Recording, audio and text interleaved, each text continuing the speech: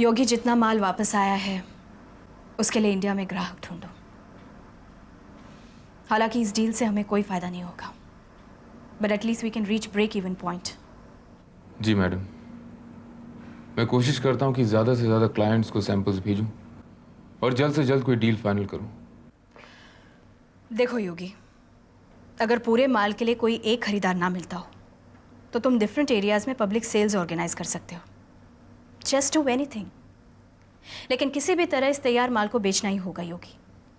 At least उस पर जितनी कॉस्ट आई है उसका आधा तो वापस आए।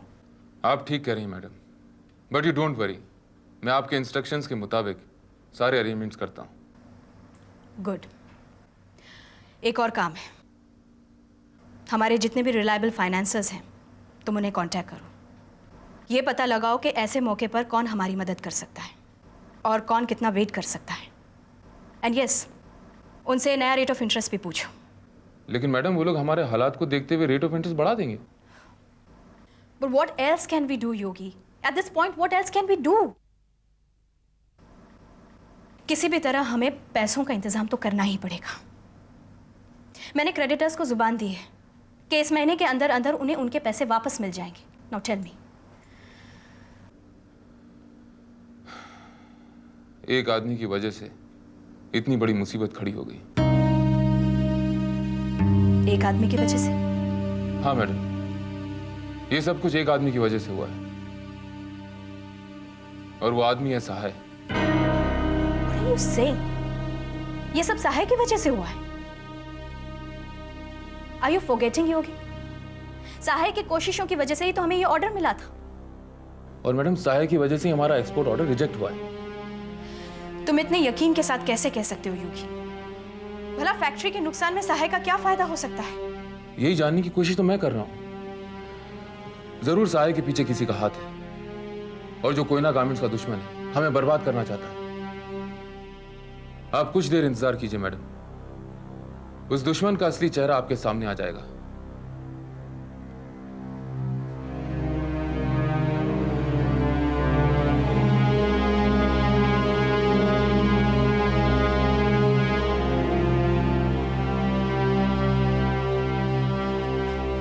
भैया क्या हुआ, इतनी घबराई क्यों? बात ही ऐसी है भैया, मैंने योगी सर और शारदा मैडम को आपके बारे में कुछ बात करते सुना है।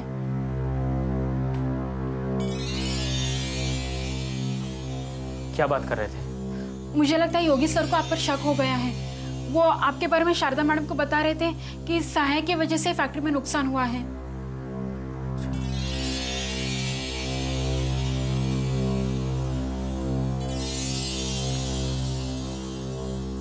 तो शारदा मैडम ने क्या कहा? शारदा मैडम तो पहले मानने के लिए तैयार ही नहीं थी, लेकिन योगी सर कह रहे थे कि वो आपके खिलाफ शारदा मैडम को सबूत देंगे। ठीक है, जब सबूत देंगे तब देखा जाएगा।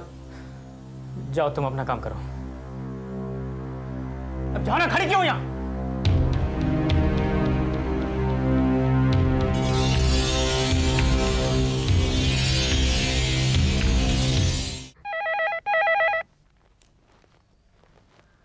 हेलो। हेलो मैडम, देखिए मैंने आपको कल भी कहा था, लेकिन आपने मेरी बातों पर ध्यान नहीं दिया ना। योगी को मुझ पे शक हो गया है। सहाय, मैंने तुम्हें कल भी समझाया था कि मैं सिचुएशन संभालने की पूरी कोशिश कर रही हूँ। अरे कुछ कोशिश तुम भी तो करो ना। अरे इसकी गर्दन पे तलवार लटक रही है, वो क्या कोशिश करेगा? क्या मतलब? क्या खतरा बहुत ज्यादा बढ़ गया है? शारदा मैडम और योगी अभी अभी मेरे बारे में बात कर रहे थे। मैं आपको कह रहा हूँ जल्दी कुछ कीजिए, वरना मेरे साथ साथ आप भी लपेटे में आ जाएंगे, बता दे रहा हूँ। सहाय, तुम मुझे धमकी देने की कोशिश कर रहे हो। धमकी नहीं दे रहा हूँ, खबरदार कर रहा हूँ आपको। इसके पहले कि पानी सर से ऊपर चला जाए, जल्दी कुछ कीजिए। ओके।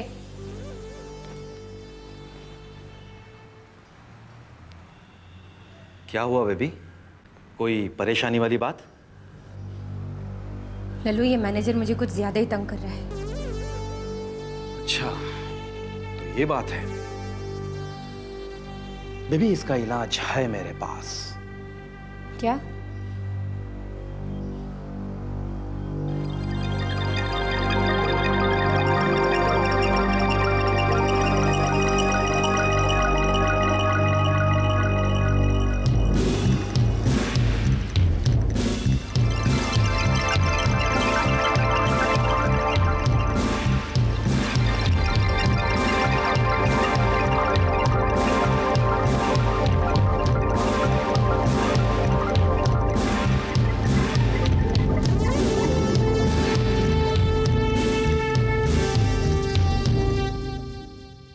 मैडम, कुछ वर्कर्स आपसे मिलना चाहते हैं। अंदर भेजो। जी, आप लोग अंदर जा सकते हैं। नमस्ते मैडम जी। नमस्ते चंदू, क्या बात है? हम लोग आपसे कुछ बात करने आए हैं। देखिए मैडम, हम लोग छोटे आदमी हैं। अगर हमारी कोई बात आपको बुरी लग जाए तो हमको माफ कर दीजिएगा। चंदू, आदमी अपने कर्म से छोटा बड़ा होता है। कहो, क्या कहना चाहते हो? मैडम जी, हमको पता है ऑर्डर कैंसिल होने की वजह से फैक्ट्री को बहुत नुकसान हुआ है। हो सकता है कि फैक्ट्री बंद भी हो जाए। हाँ, हालात कुछ ऐसे ही हैं चंदू। इसीलिए हम लोग आपसे विनती करने आए थे। ये हमारी घरवालियों के गहने हैं। यही हमारी जमा पूंजी है जो हमने बुरे वक्त के लिए संभाल कर रखी थी। अगर इन्हें बेचकर फैक्ट्री का थोड़ा सा भी नुकसान कम हो सकता है तो आप इन्हें बेच दीजिए, लेकिन फैक्ट्री मत बंद होने दीजिए मैडम। फैक्ट्री बंद हो गई तो हम लोग के लिए बहुत शर्मिंदगी की बात होगी मैडम।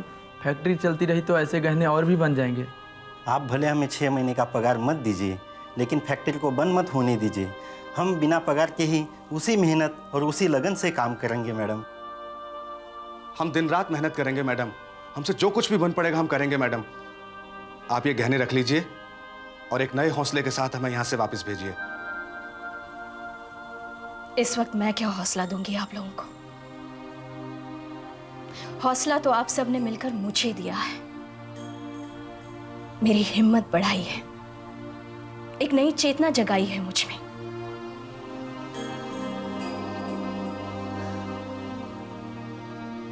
जिस फैक्ट्री में आप जैसे मेहनती, ईमानदार और काम से प्यार करने वाले वर्कर्स होंगे, वो फैक्ट्री बंद कैसे हो सकती है भला? नहीं, मुझे आप लोगों के गहने या जमा पूंजी नहीं, आप सबका साथ चाहिए। अगर आप लोग मेरे साथ हैं तो ये फैक्ट्री कभी बंद नहीं होगी, कभी नहीं।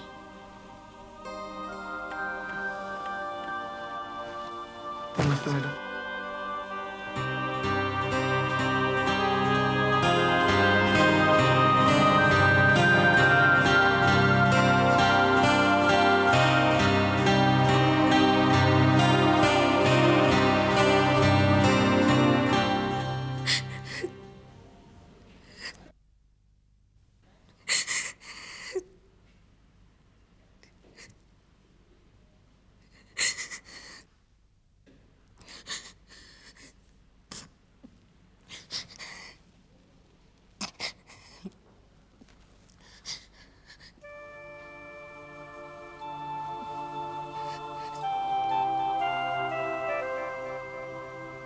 छोटी माँ,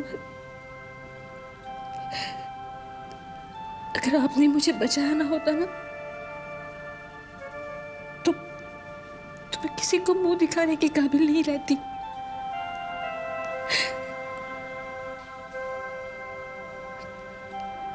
लव यू छोटी माँ, लव यू।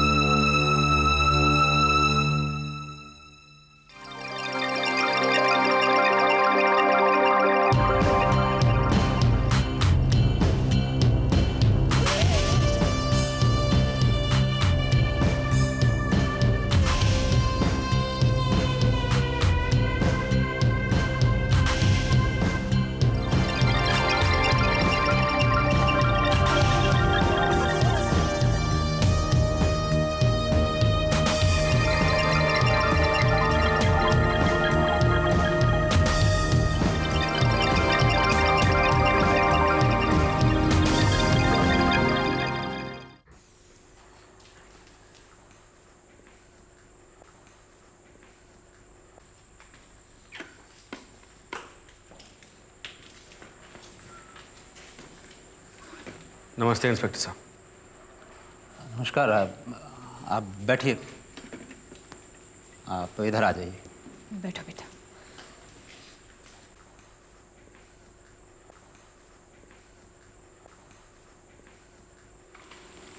आप मुझे 2 मिनट का वक्त दीजिए बस, उसके बाद मैं इनका स्टेटमेंट रिकॉर्ड करता हूँ। कोई बात नहीं, आप अपना काम निपटा लीजिए।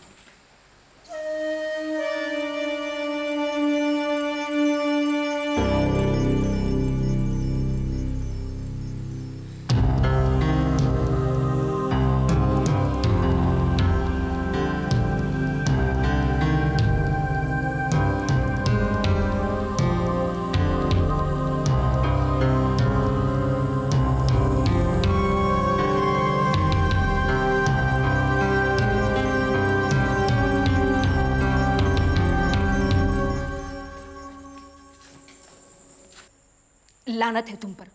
तुम एक बदतमीज और घटिया किस्म के लड़के हो। मैंने गलती की जो तुमसे दोस्ती बढ़ाई। मैंने कभी सोचा भी नहीं था कि तुम इतने नीच हो सकते हो। रोशन, कानून तुम्हें कभी माफ नहीं करेगा। रोशन कभी माफ नहीं करेगा। कोई ना, क्या कर रही हो तुम? और अगर कानून से बच भी गए तो भगवान तुम्हें कभी माफ नहीं करेगा। तुम्हारे कुकर्मों और तुम्हारी नीचता की सजा तुम्हें मिलके ही रहेगी रोशन, मिलके ही रहेगी। बस कोई ना, बस। इस गुंडे के मुंह लगने की जरूरत नहीं है। आओ बेटा, आओ आओ आओ बेटा। शारदा जी,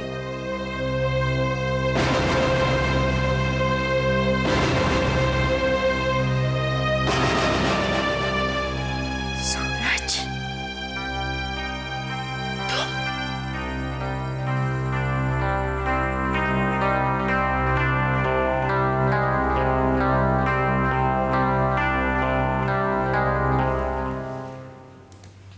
आंटी, आप ऐसे अकेले क्यों बैठी हो?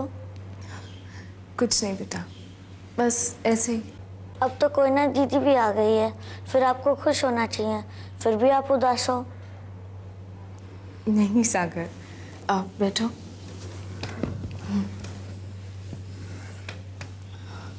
मैं बिल्कुल उदास नहीं हूँ। और तुम्हें ऐसा क्यों लगा कि मैं उदास हूँ? हाँ? क्योंकि मैंने पहले आपको ऐसे चुपचाप और अकेले बैठे हुए नहीं देखा, इसलिए पूछ रहा हूँ। सच्ची बोलिए, क्या आप उदास नहीं हो? उदास तो नहीं हूँ, लेकिन अगर तुम इसी तरह इतने अपनेपन से पूछते रहोगे तो जरूर उदास रहा करूंगी, परेशान रहा करूंगी, झूठ मूठ की। जानते हो क्यों? क्यों? ताकि तुम मुझे मेरी परेशानी का, मेरी उदासी का कारण पूछो। सागर बेटे, तुम्हारा इस तरह पूछना मुझे बहुत अच्छा लगा। लेकिन इससे आपकी उदासी तो नहीं गई। बेटे, उदासी, परेशानी, तकलीफें, ये सब तो इंसान के साथ जुड़ी रहती हैं। एक खत्म होती है तो दूसरी शुरू हो जाती है। लेकिन इनके बावजूद इंसान को मुस्कुराना पड़ता है। बेटे, तुम मेरी फिक्र मत करो, मैं ठीक हूं, मुझे कोई परेशानी नहीं है। और अगर हुई भी तो मैं तुम्हें अभी नहीं बताऊंगी, तब बताऊंगी जब तुम बड़े हो जाओगे, ताकि तुम उसे दूर कर सको।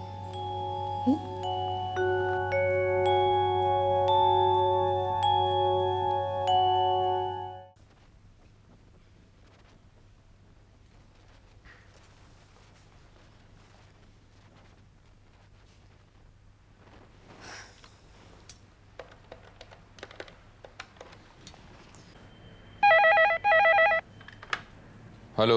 हेलो योगी। जी मैम। योगी, तुम्हें एक ज़रूरी काम करना है। कहिए मैम। जिस पुलिस स्टेशन में हमारी कोयना का केस था, उसी पुलिस स्टेशन में सूरज नाम के एक लड़के का केस है। केस क्या मैम? तुम वहां पहुंचो, तुम्हें अपने आप सब कुछ पता चल जाएगा। तुम्हें उस लड़के की जमानत करवानी है और उसे लॉकअप से छुड़वाना है। ठीक है मैम।